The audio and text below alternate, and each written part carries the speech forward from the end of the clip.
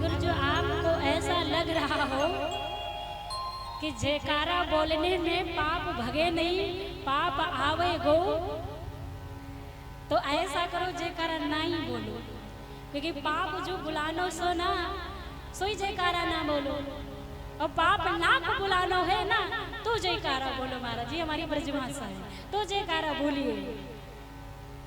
बोली रानी रानी सरकार की। वो तो वही बात हो गई। एक बात बताते हैं तुमको।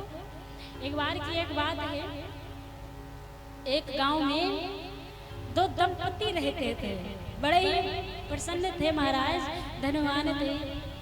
पत्नी धर्मात्मा थी, पति धर्मात्मा नहीं था। सुनिएगा, धर्मात्मा नहीं था। उनके गांव में भागवत चल रही थी। पत्नी कहने लगी, सुनिए आप कभी दान धर्म नहीं करते हैं तो चल करके भगवान आपके गांव में आए हैं, तो जाओ नेक भगवती सुने आओ, जा करके उद्धार ही होगा।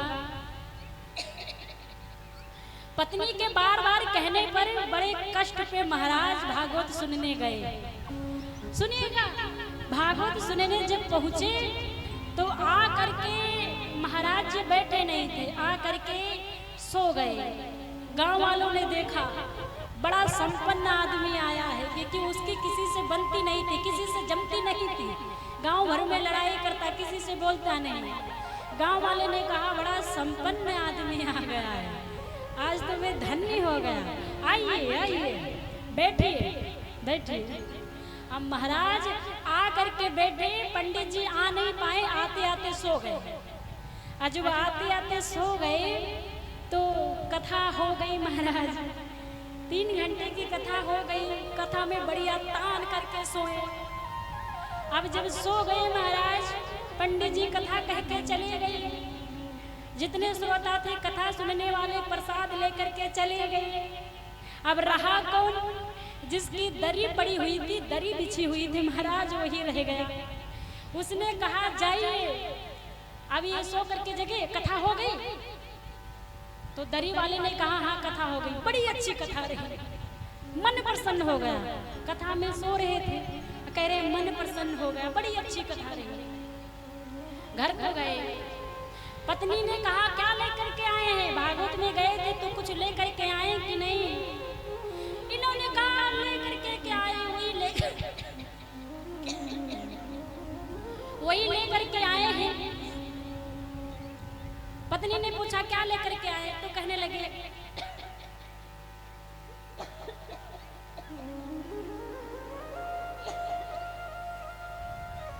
पत्नी ने कहा क्या लेकर के आए? इन्होंने कहा वही लेकर के आए हैं। क्या? आइए जाइए, आइए बैठिए जाइए। अब महाराज ये कथा में तो खूब सो लिए, और जब कथा में सो लिए तो घर में नींद नहीं आती। पत्नी ने कहा ठीक है, ये तुम्हारा मंत्र है, जपो रात भर। पत्नी से कहा सुनती हो नींद नहीं आ रही, लाइट बंद कर दो। पत्नी ने कहा जैसी इच्छा। पत्नी ने लाइट बंद करके दूसरे कक्ष में चली गई। अब भैया ये भागवत में तो खूब सो रहे, खूब सोए, इनको नींद घर में आई नहीं। पत्नी ने कहा नींद नहीं आ रही तो ही मंत्र जपो जो भागवत से लेकर के आए थे। अभी वही मंत्र जप रहे, आइए बैठिए जाइए, आइए बैठिए जाइए। भगवान की कृपा हुई, घर में चोर घुस गए। और जब घर में चोर पीछे की दरवाजे से घुसे महाराज, जैसे घर में चोर पैर रखे तो ही इन्होंने कहा आइए आइए। चोरों को लगा अरे बाप रे, अब तो हम फंस गए, शायद जान गया हमको, लग रहा है जग रहा है। पैरों ने कहा ऐसा करो तुम दबा के यहाँ से भाग जाओ तभी ठीक है। तो ये चोरों ने जो ही आगे बढ़ना चाहा तो ही इन्होंने कहा बैठिए बैठिए। चोरों ने कहा अब तो पकड़ गए महाराज, अब तो हमारी पिटाई खूब हो जाएगी, पकड़ गए महाराज। चोरों ने अपनी जान बचाना चाहिए, पीछे घूमे और दरवाजे के बगल से निकलने लगे तो ही इन्होंने कहा जाइए जाइए, नहीं मानते तो जाइए। चोरों ने कहा अब मैं भली बात फंस गया हूँ। अब चोरों ने क्या किया, चोरों को लगा कि मालिक जान गया है, पहचान गया है और पता लगा अगर जो कहीं कह देगा जा करके थाने में तो सुबह थाने से जेल हो जाएगी। अब जो चोर दूसरे घर का चुरा करके लाए थे इनके पैरों पे चढ़ा दिया तो ही उठ करके बैठ गए, कौन है कौन है? चोरों ने कहा हम हैं। इन्होंने कहा तुम कौन? चोरों ने कहा आपके घर में चोरी करने आए थे तो आप ही ने तो कहा था आइए बेटी जाइए, हमको लगा आप जान गए हैं। इन्होंने कहा अरे वाह, मंत्र इतनी जल्दी सिद्ध हो गए, हम तो जानते ही नहीं थे महाराज। पत्नी जब शोर सुन करके दौड़ करके आई, पत्नी बोला क्या हुआ, काहे को शोर मचा रहे हो? लाइट जलाई, देखा चोर हाथ जोड़ रहे हैं, माफ कर दो, हम जो कुछ दूसरे घर से चोरी करके लाए सब आप ले लीजिए पर मुझे छोड़ दीजिए। पत्नी ने कहा अपने पति से, देखा? इन्होंने कहा क्या?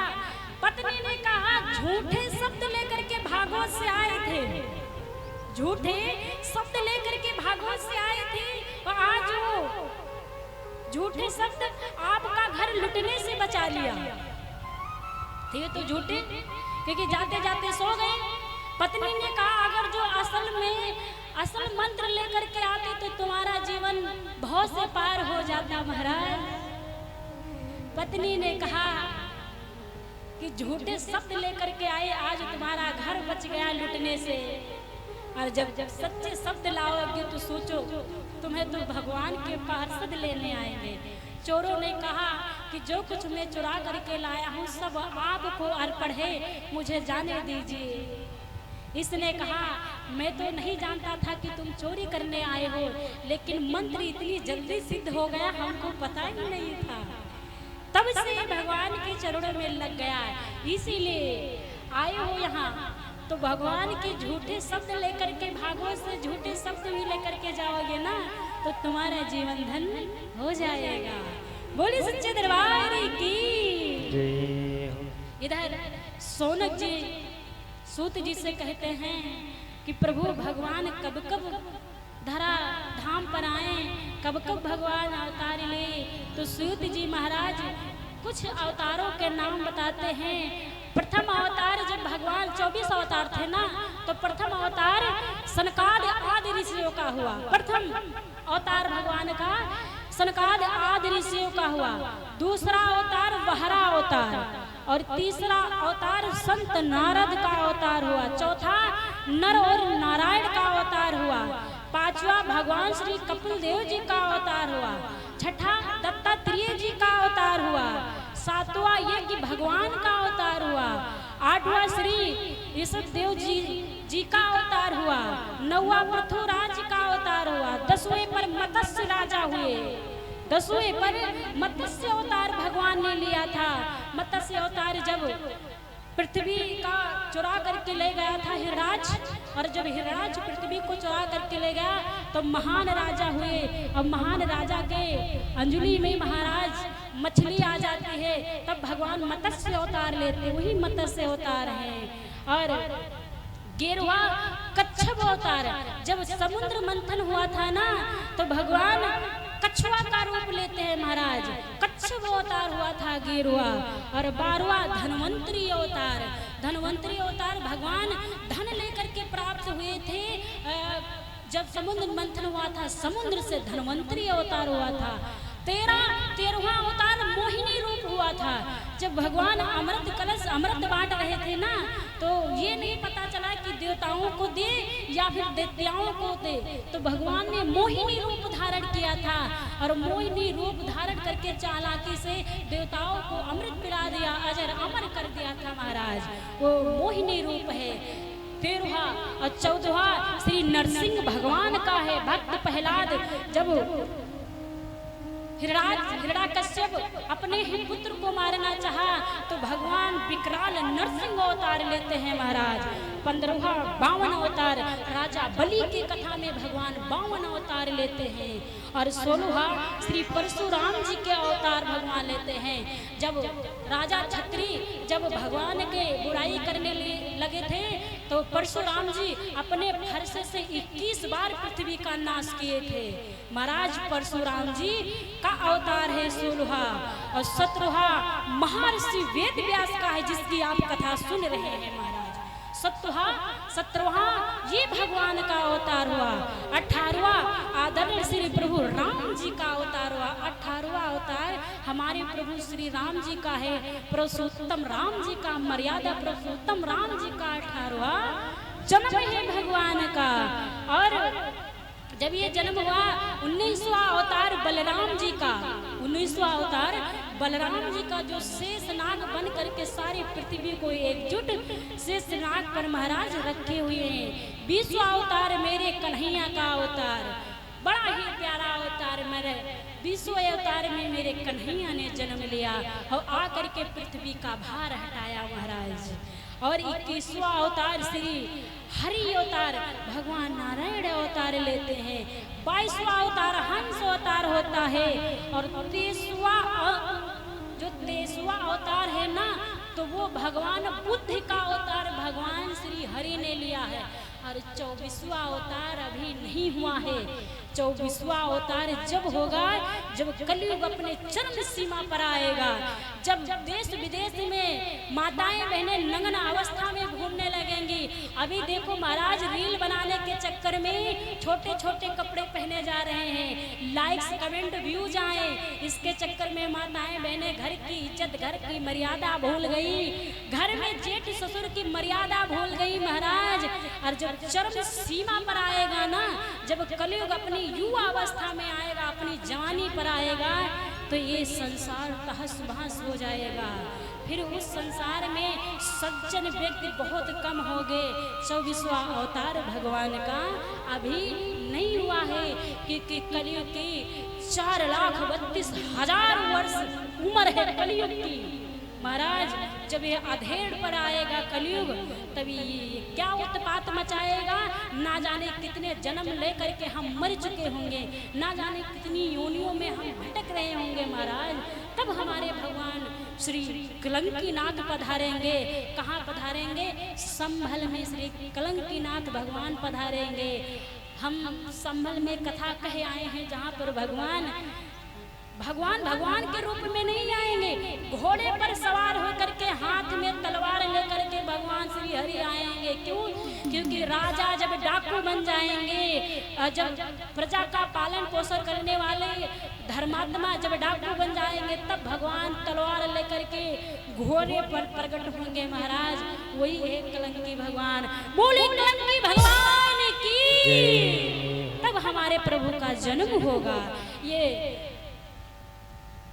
शास्त्रों में और महामुनि ज्ञानों के मुखार बिंदु से आकाशवाणी हो चुकी है महाराज, क्योंकि कलयुग अपनी चरम सीमा पर है।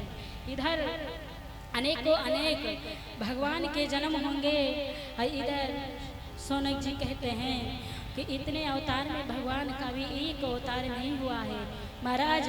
राम कृष्ण दो एक हैं अंतर नाई नेस, राम कृष्ण दो एक हैं अंतर नाही नेस, इनको नयन गंभीर हैं इनके चपल विशेष। राम जी के नेत्र गंभीर हैं, लेकिन हमारे कन्हैया हमारे गोविंद के नेत्र चंचल हैं, क्योंकि राम जी मर्यादा में रह करके काम किया है। मर्यादा पुरुषोत्तम है राम जी, लेकिन हमारे कन्हैया ने मर्यादा तोड़ करके पृथ्वी का भार हटाया है। मर्यादा को भिन्न भिन्न करके इस दुनिया को, इस पृथ्वी को उद्धार दिलाया है महाराज। इसीलिए हमारे कन्हैया के नयन चंचल हैं, हमारे मर्यादा पुरुषोत्तम श्री राम जी हैं। इसीलिए भगवान इस धराधाम पर आएंगे। इधर सुखदेव जी महाराज सब कुछ छोड़ छाड़ करके चले जाते हैं। व्यास भगवान जब जानते, वही व्यास भगवान का अवतार है भगवान।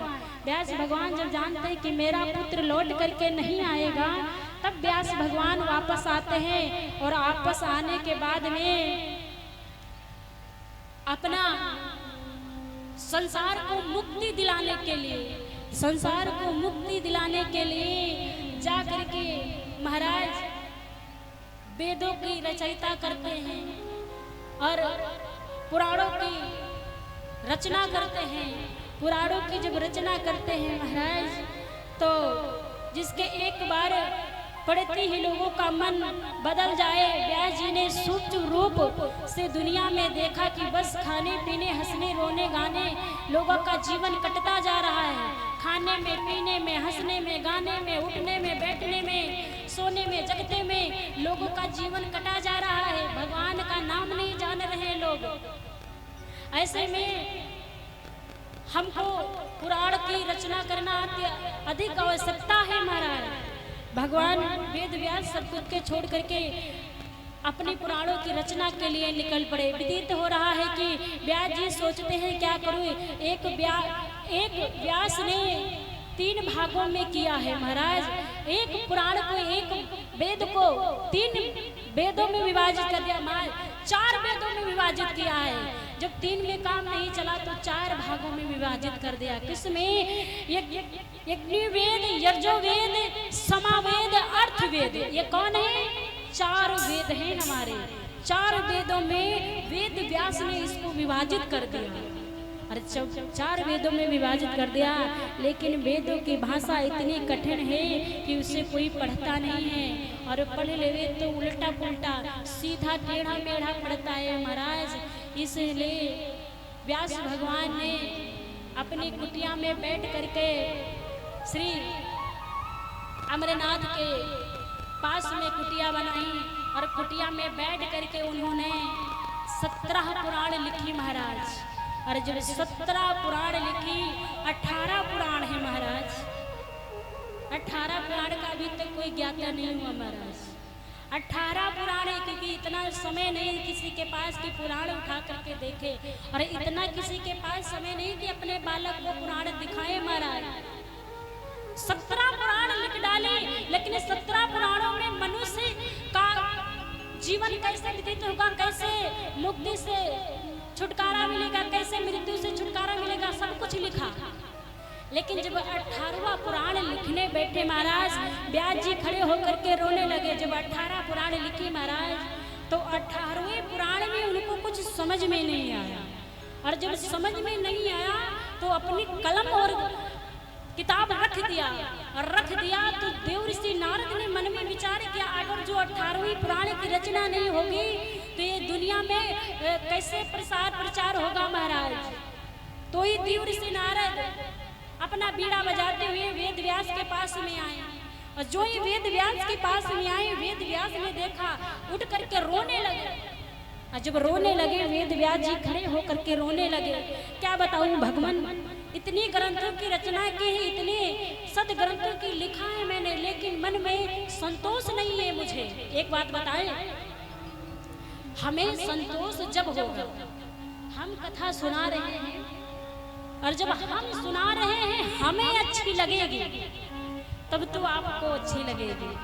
और जब हमें नहीं अच्छी लगेगी तो हम समझेंगे कि आपको भी अच्छी नहीं लगेगी महाराज। इसी बात वेद व्यास के मन में अनेकों प्रकार की बाधाएं उत्पन्न हो रही, बातें उत्पन्न हो रही, उनको खुद ही समझ में नहीं आ रहा कि हमने क्या लिखा। इसका निवारण करने के लिए देव ऋषि नारद आए। देव ऋषि नारद को देखते ही खड़े होकर फपक फपक के वेद व्यास रोने लगे। और जब रोने लगे तो देव ऋषि नारद ने कहा, रो क्यों रहे हो, क्यों रो रहे हो? वेद व्यास ने बताया कि मैंने 17 पुराणों की रचना की, लेकिन मुझे ये नहीं समझ में आया कि मैं क्या लिखूं जिससे मेरा मन संतोषी में आ जाए, मन को, हमारे तन को, हमारे मान लीजिए संतोष पहुंचे, ठंडक से महसूस हो महाराज। देव ऋषि नारद ने कहा, समाज का कल्याण हो, संसार के लोगों का मन की वृत्ति समाप्त हो। जो क्या जीवन है लोगों का, सुबह उठे नाश्ता कर लिया, नाश्ते के बाद में महाराज अब हमारा आपका जीवन तो यही है कि सुबह उठे, सो करके जगे, और सो करके जगे महाराज, सोने के बाद में स्नान ध्यान किया, नाश्ता किया, निकल पड़े अपने काम पर। किसने स्नान किया तो किया, नहीं तो नहीं किया महाराज, ऐसे खा लिया निकल पड़े। पहले कहते थे महाराज बाल भोग कर लिया, फिर पढ़ने चले गए, ऑफिस चले गए, आए ताशा खेल लिया महाराज, टीवी देख लिया, फिर थोड़ा मनोरंजन कर लिया, सो गए महाराज। यही हमारी दिनचर्या है ना, यही है हमारी दिनचर्या। थोड़ा थोड़ा सब करके सो गए महाराज। सुबह उठते ही शुरू, फिर से वही नियम शुरू। महाराज ऐसे लोगों का आध्यात्मिक चिंतन के प्रति समय निकालने का कौन सुझाव दे। मैं ऐसे में कितने लोगों को जानता हूँ, जब बेटे की शादी होती है महाराज, तो बेटे की शादी जब बेटा दूल्हा बनता है ना, तो बूढ़े से बूढ़े दादा, दादा पर दादा कमर घुमा घुमा करके नाचते हैं, आहा मेरा बेटा तो दूल्हा बना, आहा। दादी जो 80 साल की, मुख में दांत नहीं, मेरी पोते की शादी हो गई, खूब उलटती खूब नाचती है महाराज। लेकिन एक बात बता दे, भगवान के दरबार में नाचोगे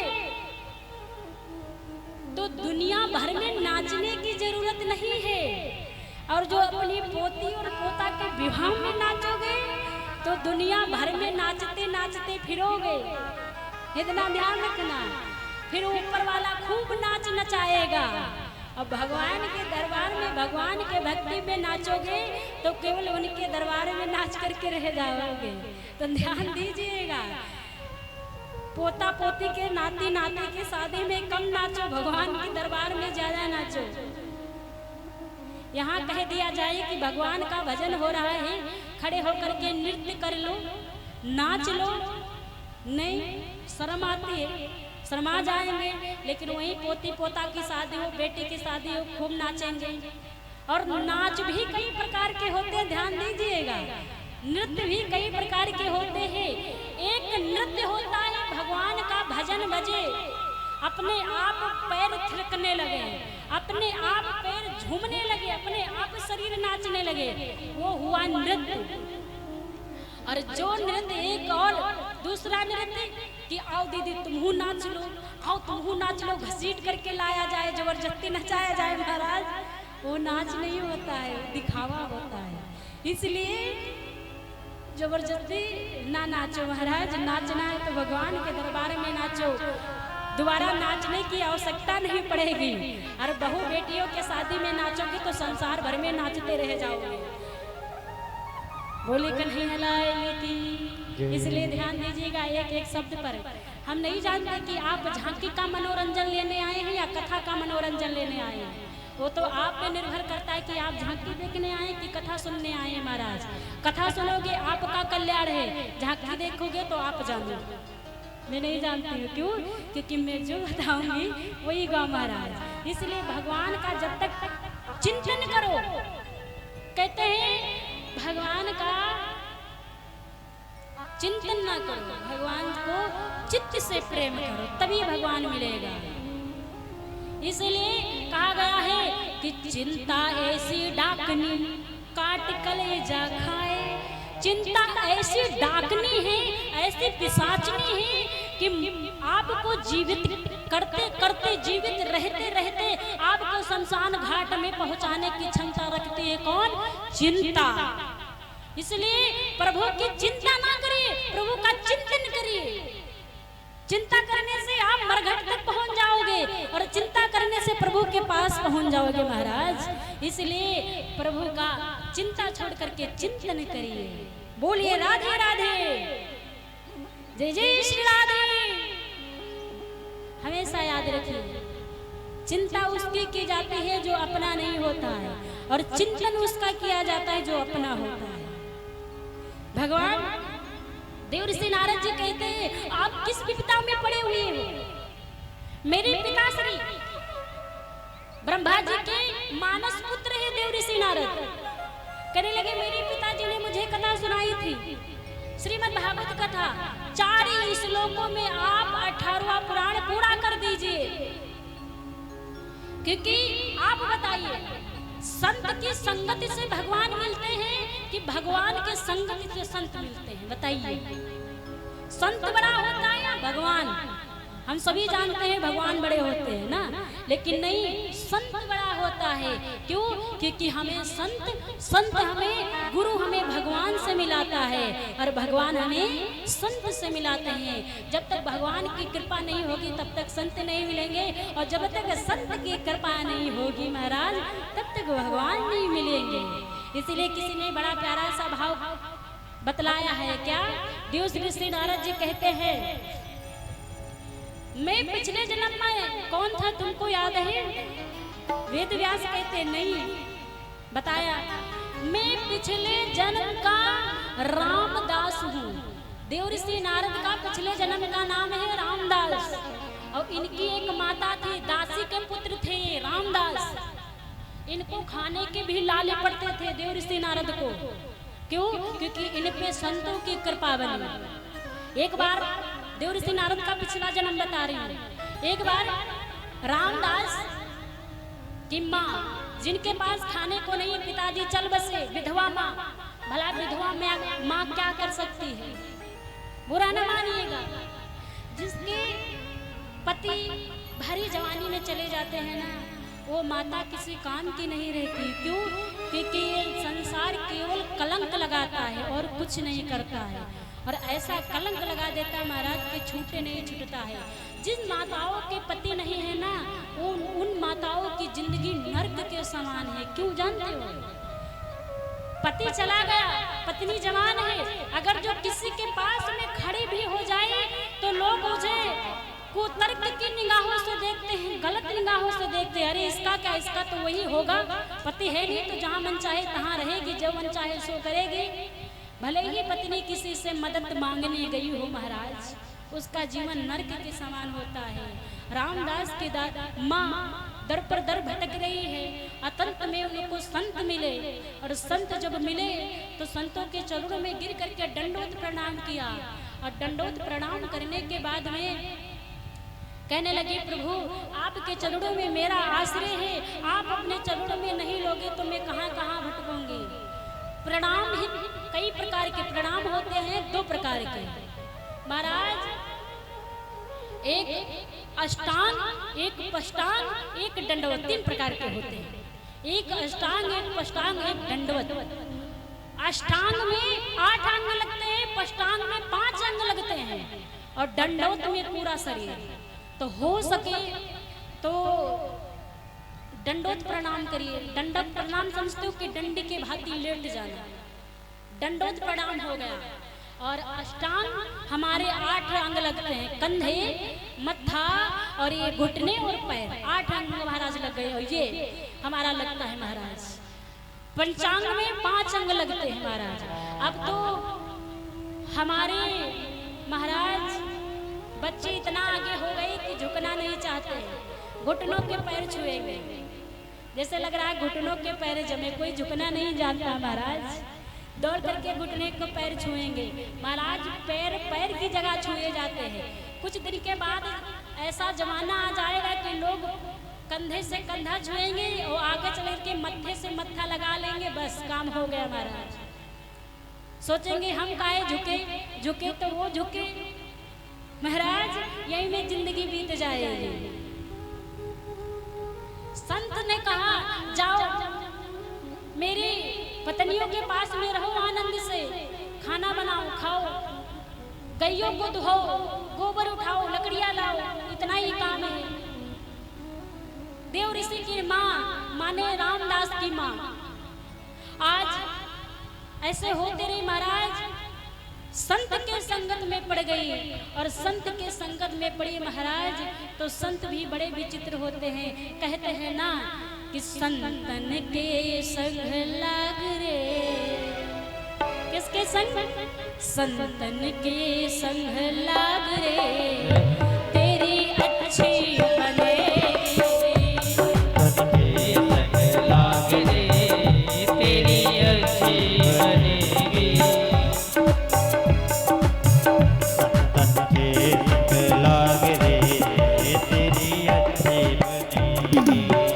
अच्छी बनेगी तेरी बढ़िया बनेगी, अच्छी बनेगी तेरी बढ़िया बनेगी, अच्छी बनेगी तेरी बढ़िया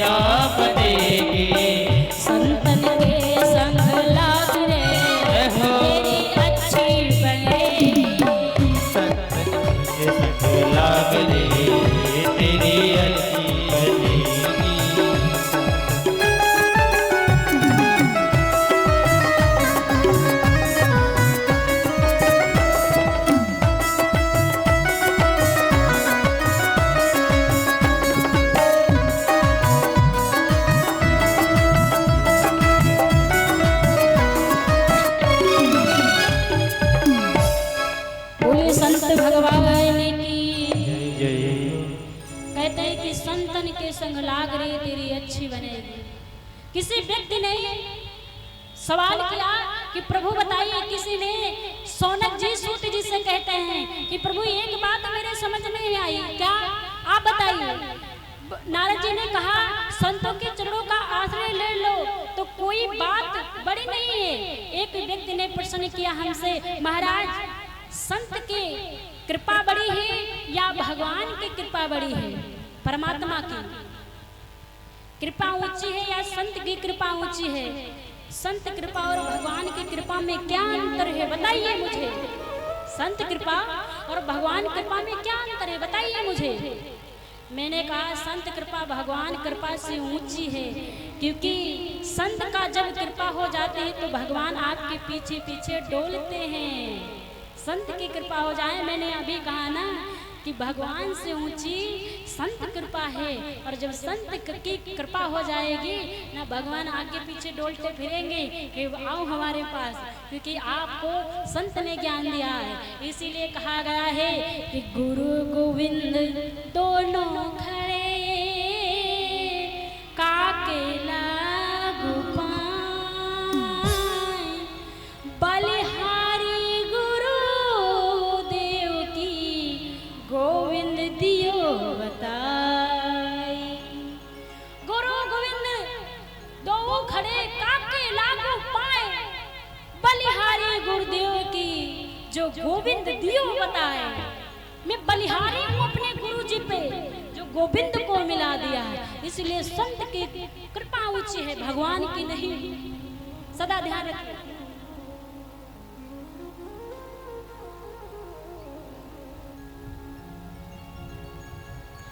बोले शंकर भगवान की जय।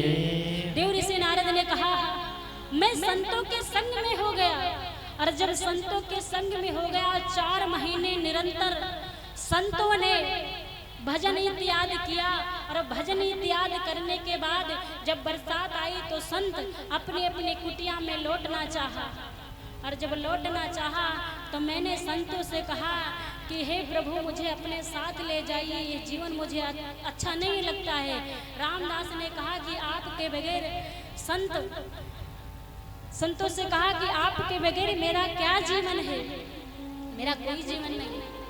ये पता रामदास के माँ को लग गई। जब रामदास के माँ को लगी तो माँ ने सोचा कि मेरा बेटा बिछड़ जाएगा, मुझसे दूर हो जाएगा, तो माँ से रहा नहीं गया। संत के पास में गई और कहने लगी देखो महाप्रभु जी, मेरा बेटा तो बावला हो गया, उसको भी इतनी ध्यान अकल नहीं है कि वो क्या बतलाए क्या ना बतलाए, इसलिए कृपा करिए कि आप मेरे बेटे को नहीं ले जाएंगे। अब तो संत जी असमंजस में पड़ गए। क्यों? क्योंकि बेटा कहता है मैं जाऊंगा, माँ कहती है नहीं बेटा तू नहीं जा। रामदास कहते हैं मैं संतों के संग में जाऊंगा, और माता कहती है नहीं बेटा तुम संतों के संग मत जाओ। महाराज संतों ने क्या किया कि रामदास को जब माँ ले जाने नहीं दी तो रामदास को एक मंत्र दे दिया। कौन सा? क्योंकि रामदास को सपना आने लगे थे, भगवान के सपनों में खोने लगे थे। महाराज मोहिनी सा जग सेवनहारा, देख सपन अनेक प्रकारा। मुझे अनेकों प्रकार के सपने आ रहे हैं। अब मुझे दुनिया संसारिक अच्छी नहीं लगती है, इसलिए मैं आपके संग चलूंगा। देव ऋषि रामदास के मन में आया कि मेरी माता मर क्यों नहीं जाती है, मेरी माता मर क्यों नहीं जाती है। हालांकि रामदास ने कहा गलत, क्योंकि मातो देवो भव, पिता देवो भव, आचार्य देवो भव, ये सब देव के समान है, भगवान के समान है। और माता भगवान के समान होती, पिता भगवान के समान होता, माता माता के समान होती है। इसलिए मेरा कहना ठीक नहीं है, लेकिन जो मेरी माता मर जाती तो मैं बिल्कुल निशा खातिर हो जाऊंगा, मुझे रोकने टोकने वाला कौन रहेगा। इसलिए आज देव ऋषि रामदास के मन से निकली ही बात, उनकी माँ गाय दोहने के लिए गई, और जब गाय दोहने के लिए गई महाराज, उसी घास में काला सा नाग बैठा था, माता के पैर में काट लिया, उसी जगह माता की मृत्यु हो गई। और जब माता जी की मृत्यु हो गई तो रामदास ने बहुत जोर से रोए, क्योंकि माता जिसकी चली जाए तो रोएंगे। लेकिन यहाँ पे ध्यान दीजिएगा, रामदास के दोनों आंखों से आंसू अलग अलग प्रकार से निकल रहे हैं। एक गर्म आंसू निकल रहे हैं, एक आंख से गर्म आंसू, एक आंख से ठंडे आंसू। क्यों? गर्म आंसू जानते हो किसके होते हैं? गर्म आंसू दुख के होते हैं, ठंडे आंसू सुख के होते हैं। मान लीजिए कक्षा 5 में बच्चा हो और सबसे फर्स्ट नंबर पर आए, सबसे फर्स्ट आए, ला करके माँ को बताए कि माँ मैं पूरे कक्षा भर में फर्स्ट आया, पूरे स्कूल भर में फर्स्ट आया हूँ 5 क्लास में। माँ के नेत्रों से आंसू निकलेंगे तो किस प्रकार से निकलेंगे? गर्म आंसू। लेकिन रामदास के आंखों से आंसू दोनों निकल रहे हैं। गर्म आंसू दुख के हैं, कौन? माँ की मृत्यु हो गई, इसलिए गर्म आंसू है। और दूसरी आंख से ठंडा आंसू निकल रहा है। ठंडा आंसू इसलिए क्योंकि अब मुझे कोई रोकने टोकने वाला नहीं है, सीधा भगवान के भजन में चला जाऊंगा। जब संत जाने लगे थे तो रामदास को एक मंत्र दे करके गए थे, कहा था कि इस मंत्र का जाप करना तुम्हें प्रभु अवश्य मिलेंगे। कौन? नमो भगवते तुभ्यं वासुदेवाय धीमहि, यानी नमो भगवते वासुदेवाय, नमो भगवते वासुदेवाय मंत्र दे करके गए थे। ये मंत्र सबसे बड़ा मंत्र है, द्वादश मंत्र है। इस मंत्र का जो कोई जाप करता है उसके पाप क्षण भर में दुख, पाप, बीमारी इत्यादि सब दूर हो जाती है। दिन में जो 101 बार इस मंत्र का जाप करता है। देव ऋषि नारद उसी मंत्र को लेकर के हिमालय पर्वत की तरफ निकल गए, और जब पर्वत में एक गुफा में जा करके आनंदमय भगवान का नाम जपते जपते कब भगवान में खो गए उनको पता नहीं चला। चित्त में एक भगवान की झांकी सी दिखाई पड़ी, और जब झांकी से दिखाई पड़ी महाराज, तब रामदास को झांकी से दिखाई पड़ी, और उसी क्षण में एक आकाशवाणी हुई। रामदास रोने लगे, कहने लगे मुझे प्रभु के दर्शन होते होते रह गए। जब रामदास रोने लगे तो आकाशवाणी हुई कि हे पुत्र, इस जन्म में मुझे नहीं पा सकते हो, अगले जन्म में तुम मुझे पा सकते हो। इतनी मधुर आवाज सुन करके जब तुम्हारी मृत्यु हो जाएगी, दूसरा जन्म जब तुम पाओगे ना, तब तुम मेरे चरणों में आ जाओगे। आज वही महाभयानक प्रलय हुआ, उसी प्रलय में रामदास की मृत्यु हो गई। और जब मृत्यु हुई तो दूसरा जन्म जाकर के देव ऋषि नारद का मिला। दूसरा जन्म देव ऋषि नारद का मिला। तब जाकर के देव ऋषि ने कहा कि संतों की कृपा से आज मुझे भगवान का चरण मिले हैं, और मुझे कोई रोक टोक नहीं। मैं तीनों लोगों 14 भुवन में घूमता रहता हूँ, मुझे कोई रोक टोक नहीं। मेरे हाथ में भगवान का वीणा है, और मेरे मुख में एक ही नाम है, क्या? कि श्रीमन नारायण नारायण हरि हरि, नारायण नारायण हरि हरि, नारायण नारायण हरि हरि, श्रीमन नारायण नारायण हरि हरि, श्रीमन नारायण नारायण हरि हरि, लक्ष्मी नारायण नारायण हरि हरि, नारायण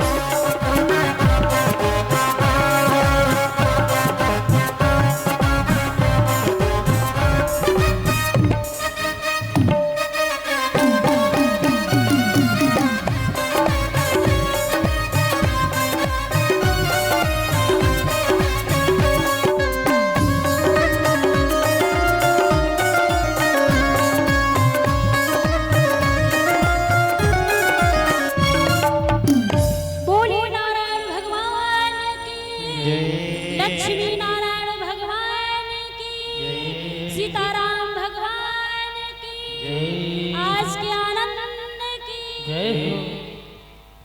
पीछे वाली मैया कह रही चाहे जितना चिल्लाओ हम काहे को चिल्लाएं, काहे को मारो कहा जाता है, चिल्लाओ तो तुम चिल्लाओ हम क्यों चिल्लाए, है ना। बोले सच्चे दरबार की जय। एक बार बताएं, ज्यादा समय नहीं रहा है क्योंकि थोड़ी सी कथा और कहेंगे उसके बाद में, क्योंकि समय बहुत कम है और कथा बहुत ज्यादा है। हरि अनंत हरि कथा अनंता, कथा बहुत ज्यादा है, इसलिए आप सभी संकोच ना करिएगा। कुछ कथाएं बीच में छूट जाएंगी, जैसे हम शॉर्टकट सुनाएंगे। शॉर्टकट समझते हैं, रफ्तार है ना, शॉर्टकट सुना देंगे क्योंकि समय बहुत कम है और बीच बीच में झांकी भी दिखाई जाते हैं ना।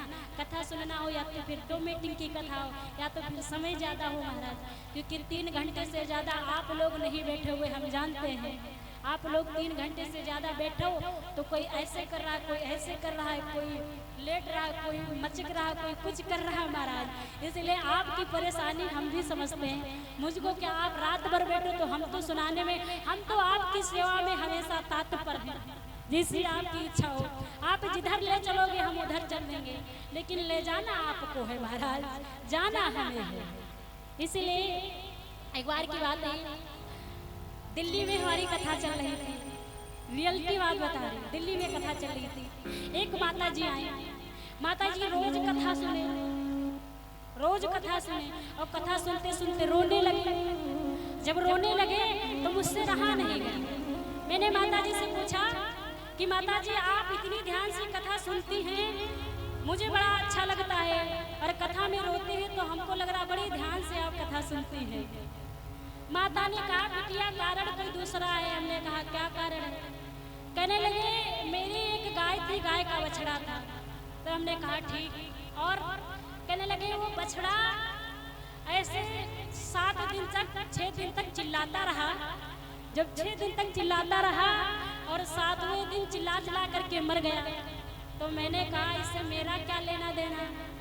माता जी ने कहा बिटिया आपका 6ठा दिन है, कल 7वां है। तो हमने कहा इससे लेना देना कहा। तो कहने के 7वें दिन पर कहीं आप मर गई तो? मैंने कहा मैया इसीलिए रो रही थी तुम, हमने सोचा कथा सुन करके रो रही हो। तो कुछ की ऐसी भावना होती है कि हम बता नहीं सकते हैं, अपने अपने भावना अपना अपना विस्तार है महाराज। बोलिए सच्चे दरबार की। आज देव ऋषि नारद 4 श्लोक बता करके, जो देव ऋषि नारद के पिता श्री ब्रह्मा जी ने बताया था उनको, वो 4 श्लोक बता करके चले गए और भगवान वेद व्यास ने 18वें पुराण की रचना कर डाली। रचना तो कर डाली महाराज, लेकिन अब उसे सुनाए किसको, प्रचार प्रसार कैसे करे महाराज, प्रचार प्रसार कैसे करे।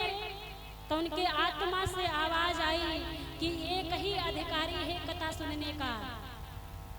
वेद व्यास ने कहा कौन अधिकारी है? कहने लगे का आपका अपना पुत्र श्री सुखदेव जी महाराज। अब ये सोचने लगे, वेद व्यास सोचने लगे कि सुखदेव जी महाराज जो अनंत समाधि में लगे पड़े हुए, अनंत समाधि में बैठे, उनको जगाना भी मुश्किल है महाराज, वो हमारी कैसी कथा सुनेंगे। उनके मन में एक विचार आया, भगवान के श्रृंगारों के वर्णन किया, कुछ सखाओं को बुलाया और आधा श्लोक बताया और कहा जहां मेरा पुत्र बैठा समाधि है, मेरे पुत्र की वहीं जाकर के आधा श्लोक कहो। जो चेले थे महाराज वेद व्यास के गए, आधा श्लोक पढ़े। आधा श्लोक जब पढ़े तो महाराज इन्होंने कहा, आंखें खुल गई। सुखदेव जी महाराज कहने लगे आगे बताओ। तो कहने लगे आगे का श्लोक अपने पिताश्री से सुन लो जाकर के। अब इन्होंने कहा वहां कौन जाए, हम तो नहीं जाएंगे। दूसरे दिन दूसरा श्लोक बताया, भगवान की छवि का श्लोक, अत्यंतम सुंदरम मनोहरम झांकी बताया महाराज। फिर बालक गए और जाकर के कहा, आधा श्लोक सुनाया। सुखदेव जी महाराज ने कहा आगे सुनाइए आगे। बालकों ने कहा आगे को सुनना है तो अपने पिताजी के पास चले जाइए। और श्री सुखदेव जी महाराज भगवान के रूपों का वर्णन सुनने के लिए अपने पिताश्री के पास में गए। अच्छा, ये बात वेद व्यास भली भांति जानते थे कि मेरा बेटा काम और क्रोध पे मोह पे विजय प्राप्त कर चुका है, लेकिन अगर जो ऐसे ज्ञान दे देते तो दुनिया मानती नहीं। तो उन्होंने कहा कि कथा आपको जब सुनाएंगे जब अपनी परीक्षा आप पूर्ण कर लोगे। तब राजा जनक जी को आदेश दे दिया कि मेरा पुत्र आ रहा है, इसकी परीक्षा ली जाए, देखे कि क्रोध काम पे इन्होंने विजय पाई कि नहीं पाई। राजा जनक के दरबार में पहुंचे और कहने लगे मुझे ज्ञान का अध्ययन करा दीजिए, कुछ शास्त्र मुझे पढ़ा दीजिए। जनक जी ने कहा कि जा करके द्वारपालों से कहा कि जा करके कह दीजिए कि अभी मैं खाली नहीं हूँ, 2 दिन के बाद आना, और ना आए तो यहीं पर खड़े रहो। महाराज ये जानने के लिए कि सुखदेव जी ने क्रोध पे विजय पाई कि नहीं पाई, आज सुखदेव जी महाराज बिना क्रोध के कड़कती धूप में राजा जनक जी के द्वार पर खड़े हैं। ये हमारे पूज्य गुरुदेव श्री कृष्ण चंद्र ठाकुर जी कहते हैं, हमारे परम पूज्य गुरुदेव दीक्षा गुरुदेव हमारे श्री कृष्ण चंद्र ठाकुर जी महाराज हमारे कहते हैं कि सुखदेव जी महाराज 5 दिन तक कड़कती धूप में खड़े रहे, लेकिन उनके चेहरे पर एक भी क्रोध का सिकटन नहीं आया, एक भी सुकड़न नहीं आया। राजा जनक जी ने मंत्रियों को भेजा कि जाकर के देख आओ क्रोध की कुछ झलक दिखाई पड़ रही है नहीं। गए, देखा, आकर के बताया नहीं महाराज बिल्कुल क्रोध में नहीं है। कहने लगे अंदर लेकर के आओ। सुखदेव जी महाराज को राजा जनक जी ने अंदर बुलवाया। अंदर बुलवाने के बाद में उन्होंने कहा कि आप यहाँ पर विराजमान होइए। सुखदेव जी महाराज को विराजमान कर दिया। सुखदेव जी का नंगन अवस्था में थे, केवल उनके बदन पर एक वित्त की लंगोटी बंधी हुई थी महाराज, एक वित्त की लंगोटी। सुंदर सुंदर अप्सराएं, सुंदर सुंदर कन्या को बुलाया महाराज। देखते हुए आज के जमाने के पुरुष उन सुंदर कन्याओं को देख ले महाराज तो अपनी स्त्री भूल जाएंगे महाराज, ऐसी सुंदर सुंदर कन्या। लेकिन सुखदेव जी महाराज के अंदर जरा सा काम वासना नहीं जगी, जरा सी नहीं। 5-6 दिन तक बैठे रहे। राजा जनक जी चरणों में गिर गए, कहने लगे प्रभु मुझे क्षमा कर दीजिए, मैंने संत का अपमान किया है। सुखदेव जी महाराज ने कहा आप अच्छी तरीके से मुझे जांच पड़ताल लिए। हाँ, सुखदेव जी महाराज कहने लगे अब जाकर के अपने पिता से शिक्षा ग्रहण कर सकते हैं महाराज। बताया क्योंकि वेद व्यास को पता था कि मेरा बेटा काम क्रोध मोह पर विजय पा चुका है, लेकिन परीक्षा लेने के लिए इसलिए कि आगे संसार क्या कहेगा। ये संसार बड़ा माया विचित्र है, बड़ा महाराज कठिन है। संसार को लेकर के चलोगे नहीं चल पाओगे, खुद को लेकर के चलो, क्योंकि दुनिया बड़ी विचित्र है। अपना बिगड़ा हुआ नहीं देखती, दूसरे का बना हुआ देखती है महाराज। छाती पे हाथ पीटेगी, अरे बाप रे उसका तो इतना बड़ा महल बन गया। महाराज कहा गया है ना कि दूसरे के खिलाफ जलन की ईर्ष्या मत रखो। जब दूसरे से आप ईर्ष्या नहीं रखोगे तो भगवान आपको देखेगा जरूर, लेकिन अगर जो दूसरे के प्रति जलन की भावना रखेंगे तो हम खुद जल करके भस्म हो जाएंगे। इसलिए महाराज सदा ध्यान रखिए, किसी की बुराई नहीं, किसी की निंदा नहीं, किसी के अंदर ईर्ष्या नहीं होनी चाहिए। आज सारा ज्ञान देव ऋषि वो वेद व्यास ने अपने पुत्र सुखदेव जी को देते हैं। और समय देखते हुए क्योंकि झांकी भी आने वाली है और आरती 12 बजे के बाद में की नहीं जाती है, तो कल मैंने कहा शॉर्टकट में कथा चलेगी क्योंकि समय बहुत कम है हमारे पास। कथा बहुत बड़ी है महाराज, इसलिए हरि अनंत हरि कथा अनंता कहा सुने बहुविधि सब संता, सब संत विधि कहते हैं महाराज, कथा सुनते हैं। इसीलिए आपसे क्षमा चाहेंगे जो बीच में कुछ कथा छूट जाए महाराज, क्योंकि इस कथा के लिए बहुत सारा समय चाहिए और ना समय आपके पास है ना समय मेरे पास है। ज़्यादा नहीं, मेरे पास तो है लेकिन आपके पास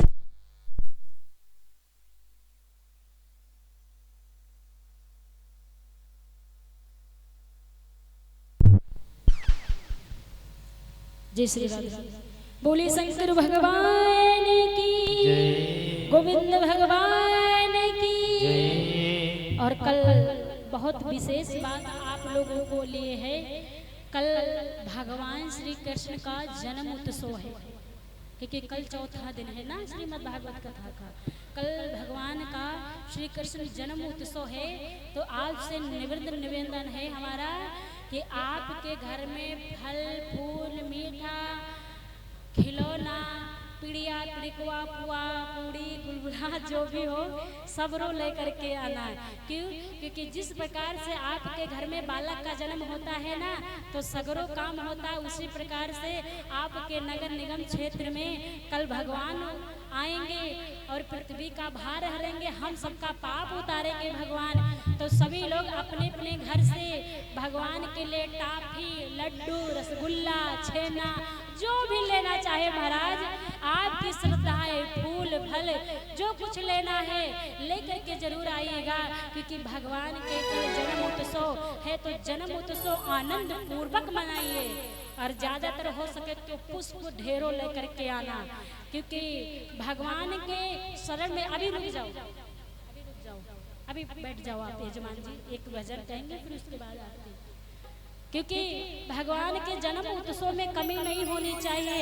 अपने जीवन का 10वां अंश भगवान के नाम कर दो, अपने जीवन की थोड़ी सी कमाई भगवान के नाम कर दो और जितना हो सके तो महाराज खिलौना लाना, हाथी घोड़े बस ट्रेन जो भी लाना चाहो, असली वाली नहीं नकली वाली, क्योंकि असली वाली आ नहीं पाएगी ना तो नकली वाली लाना, ठीक है, भगवान के खिलौने में। और हाँ कल को ना बैलून लगा देना, माने कि गुब्बारे लगा देना, ठीक है, यहाँ पे सजवा देना सब, क्योंकि कल भगवान का अवतरण है इस पृथ्वी पर। तो कल की जो बेला है हमारे सब के लिए बहुत यादगार है, बहुत मंगलमय है। बोले सच्चे दरबार की जय, शंकर भगवान की जय। आई बड़ा प्यारा सा भगवान का भजन है। अरे भजन उस समय का है जब भक्त कहते हैं भगवान आप इतना श्रृंगार करते हो और मुझे इतने प्यारे लगते हो, आप मुस्कुराते हो। कभी वृंदावन गए हैं? अच्छा कौन कौन वृंदावन गया? जरा हाथ ऊंचा करें। बस बाकी लोग घर में ही रह गए। अरे बाहर निकलो बोलो भाई, दुनिया देश देखो, भगवान देखो, कहाँ पे हुई कहाँ पे नहीं। अब कुछ लोग कहेंगे पैसे दो तब जाए, है ना, बचा के रखिए, भगवान का दर्शन करिए, क्योंकि मर जाएंगे यही रह जाएंगे, कुछ नहीं साथ जाएगा, भगवान के दर्शन ही जाएंगे। कभी वृंदावन जाना, बाकी बिहारी में महाराज हमारे ठाकुर जी का देखना, छिन छिन भर मतलब एक मिनट पर 2 मिनट पर पर्दा लगता है महाराज। और जब पर्दा खुलता है महाराज तो भक्त को देख करके बाकी बिहारी हमारे जो बतीसी महाराज दिखाते हैं, आहा तन मन गदगद हो जाता महाराज, ऐसे बतीसी ऐसे दांत दिखाते हैं। कौन? हमारे ठाकुर जी महाराज।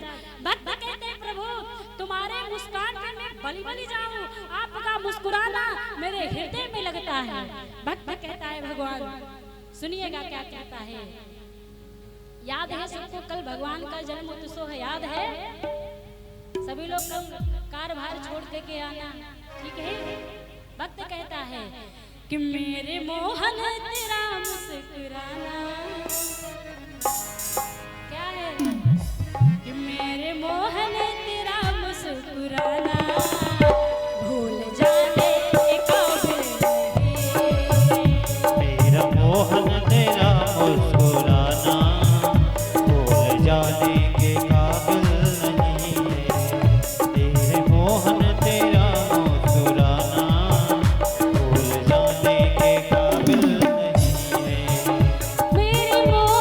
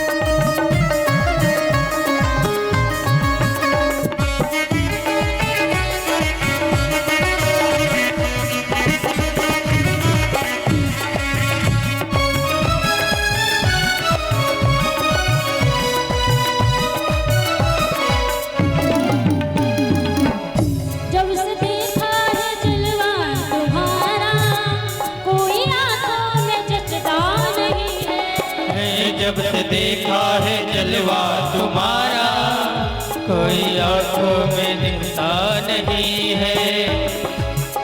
जब से देखा है जलवा तुम्हारा, कोई आंखों में जचता नहीं है।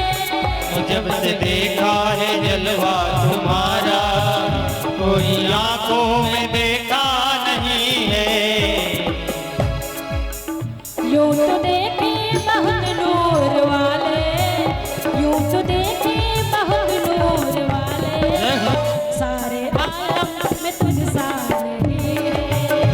मेरा मोहन तेरा मुस्कुराना भूल जाने के काबिल नहीं है। मेरा मोहन तेरा मुस्कुराना भूल जाने के काबिल नहीं है।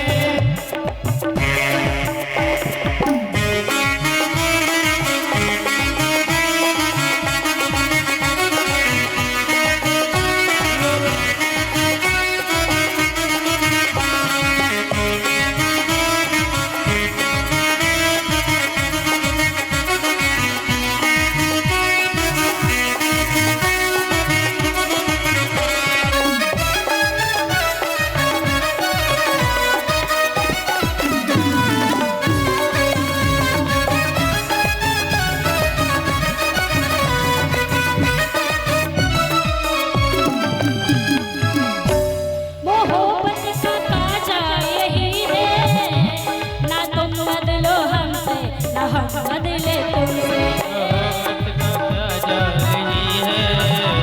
ना तुम बदलो हमसे, ना हम बदले तुमसे। मोहब्बत का काजा यही है, ना तुम बदलो हमसे, ना हम बदले तुमसे। मोहब्बत का काटा यही है, ना हम बदले तुमसे, ना तुम बदलो हमसे। तुम तो ऐसे बदलने लगे हो, तुम तो ऐसे बदलने लगे हो, आज तक कोई बदला नहीं। मेरा मोहन तेरा मुस्कुराना भूल जाने का नहीं है। मेरा मोहन तेरा मुस्कुराना भूल जाने के काबिल नहीं है।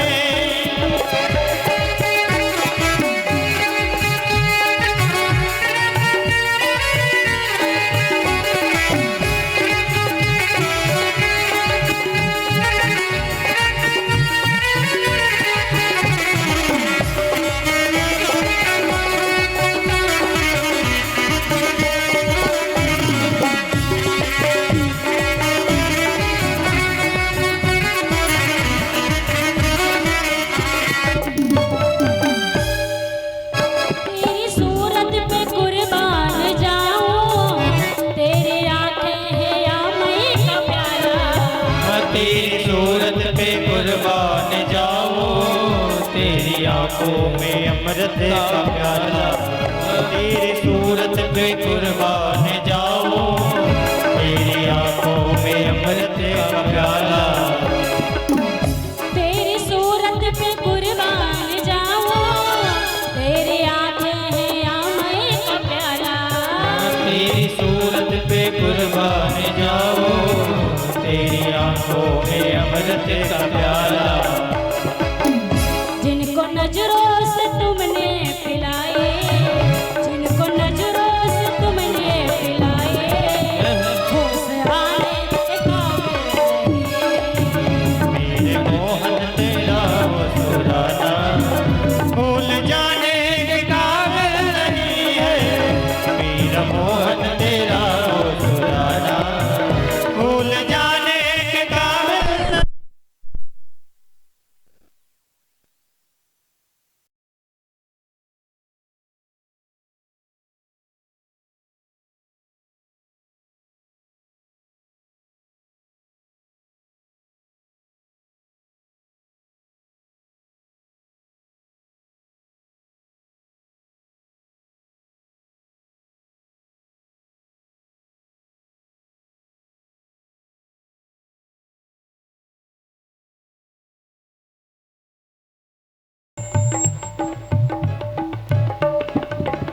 मेरा मोहन तेरा मुस्कुराना भूल जाने की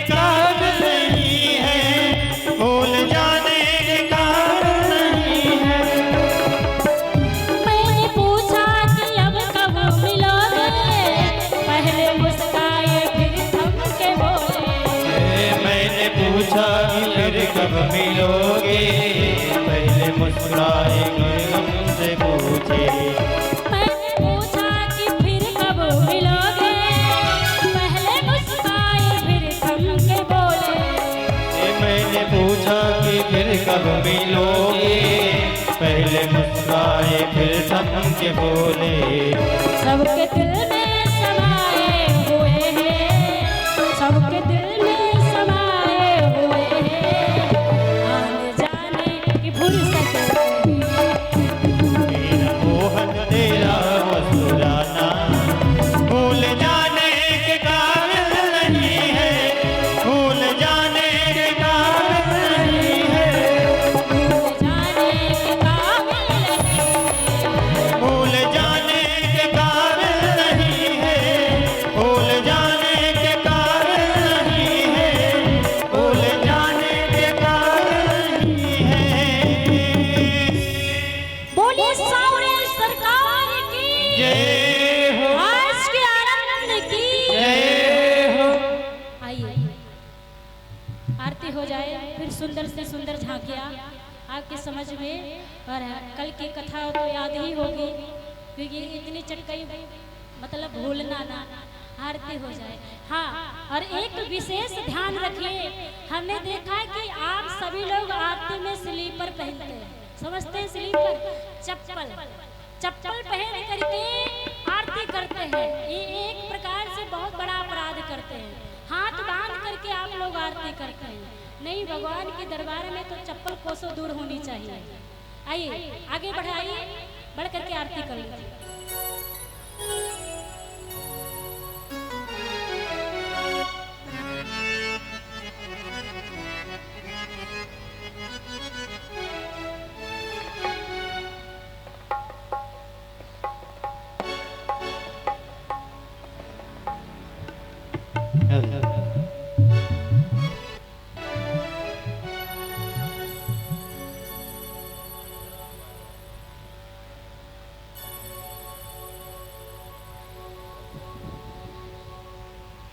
ओम चंद्रमा मनसो जात चक्षुः सूर्यो अजायत श्रोत्राद्वायुश्च प्राणश्च मुखादग्निरजायत। बोली राजा रामचंद्र भगवान की जय। आइए आरती कर लीजिए। आरती अवध बिहारी की, लखन सिया जनक दुलारे की। आरती अवध बिहारी की, लखन सिया जनक दुलारे की। आरती अवध बिहारी की, लखन सिया जनक दुलारे की। आरती अवध बिहारी की, लखन सिया जनक दुलारे की। शीश पर कीट मुकुट सोहे, शीश पर दीर्घ मुकुट सोहे। चंद्र का की छवि मन मोहे। चंद्र का की छवि मन मोहे। शीश पर कीट मुकुट सोहे, शीश पर दीर्घ मुकुट सोहे। चंद्रिका की छवि मन मोहे। चंद्र का की छवि मन मोहे। लखन सेवा बलिहारी की, लखन सिया जनक दुलारी की। आरती अवध बिहारी की, जनक सिया जनक दुलारे की। आरती अवध बिहारी की, लखन सिया जनक दुलारे की। कपोलन पे अलके झलके, कपोलन पे अलके झलके। कपोलन पे अलके अलके। हसन पे बिजली सी चमके, हसन पे बिजली सी चमके। हसत पे बिजली सी चमके। हसन पे बिजली सी चमके। रेख खजरान नैनन की, लखन सिया जनक दुलारी की। आरती अवध बिहारी की, लखन सिया जनक दुलारी की। आरती अवध बिहारी की, लखन सिया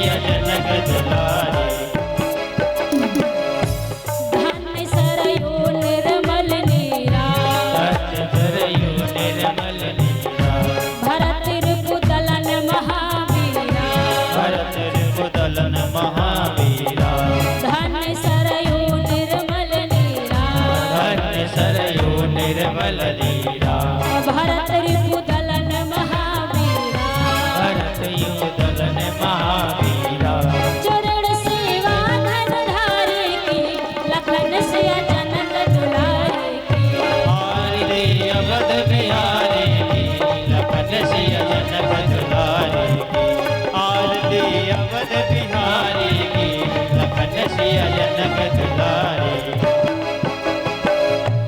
जियो श्यामलता जुग जोड़े जियो श्यामलता जुग जोड़ी भजोर मन साया महामोही भजुर मन साया महामोरी जियो श्यामलता जुग जोड़े जियो श्यामलता जुग जोड़ी भजोर मन सब माया तोड़ी भजुर मन सब माया तोरी तरसित युगल बिहारी की लखन सिया जनक दुलारी की आरती अवध बिहारी की लखन सिय जनक दुलारी